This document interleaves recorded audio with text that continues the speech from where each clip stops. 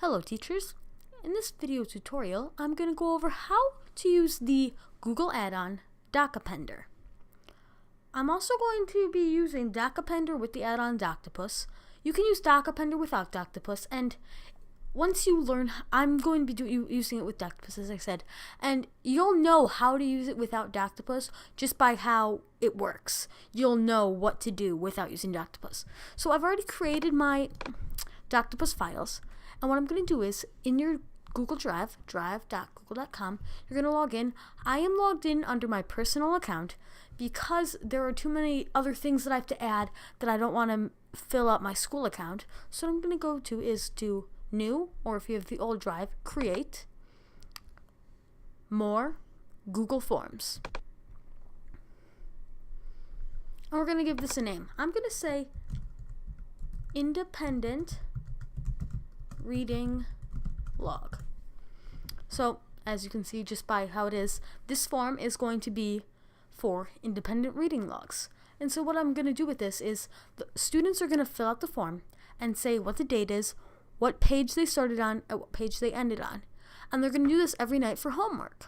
And so what it should look like then is, with the Doctopus files that I've shared, the students will get their information into a file, and then at the end of the quarter, they're going to print it out so I can grade it. And I want to make sure they've read all their pages and everything.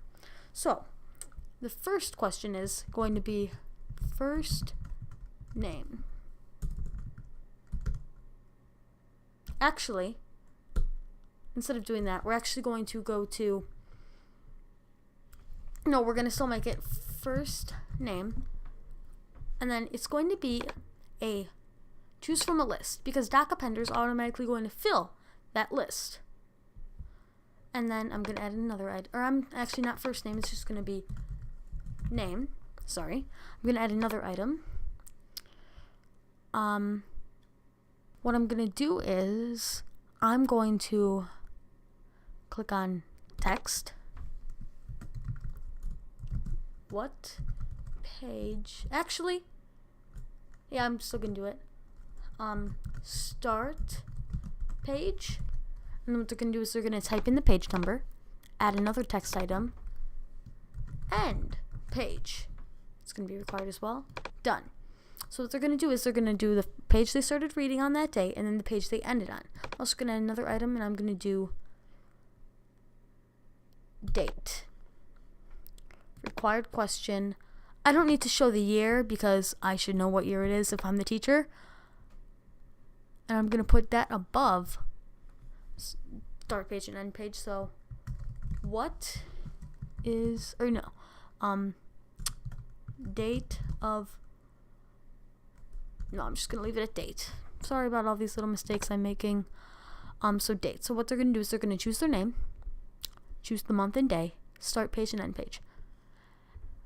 And then what I'm going to do is I'm going to go to add-ons, and what you're going to do is going to go to get add-ons, and you're going to type in DocAppender, DocAppender. They're going to hit the plus add button. Since I've already gotten it, or the plus free button, since I've already gotten it, I'm not going to do that. It's going to say manage. So I'm going to go ahead and close this. Add-ons, DocAppender, open sidebar. Because once you get it, it'll pop up there. The target doc folder. So this is where all the documents are that you want these to go in. So let's say you weren't using Doctopus and you just and you're just having students use a Google form to answer what they did in class. And let's say you have 3 options. You silent read, worked on homework, or you were reading a Scope magazine article. So then what you do is you would have the option, so instead of this being name, it would be I read, or I did, and then, or what did you do, and then read Scope magazine. Then all the people that selected that, all their information would go into that document. Silently read, all the people that did that, all their information would go into that document. Or I worked on homework, all the people that did that, all their information will go into that document. So what I'm going to do is I'm going to hit pick from Drive because I've already selected it. And it's going to be independent reading log students, because that's what I've done for my Doctopus, I've put the files in that folder. So I'm going to hit select. And I'm going to hit next. Then I'm going to hit select the question. I'm going to select the question. I have to hit refresh. Sometimes you have to refresh it several times. Name. Now if I hit save and populate, you can also have an all of the above option. So if your students did many, like let's say it was what they did in class. If they did many different things, you can hit all of the above. So I'm going to hit save and populate selected question.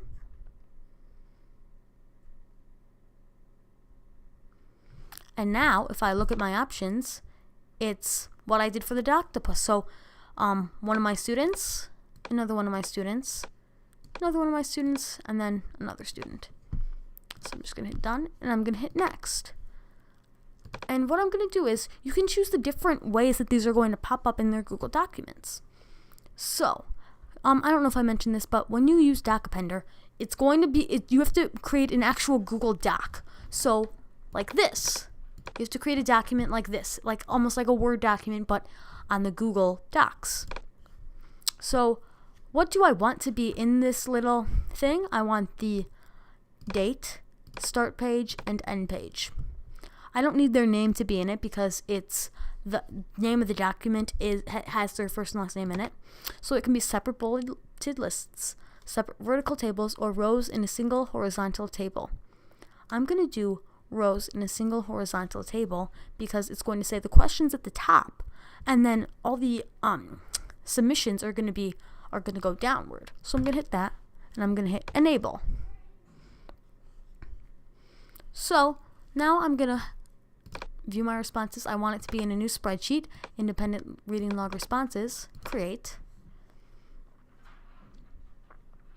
And I just created it. And now what I'm going to do is I'm going to hit view live form. I'm the student example. The date is March 27th. Start page, I started on page 1 and ended on page 20. Submit. Submit another response. I'm student. Let's say today is March 28th.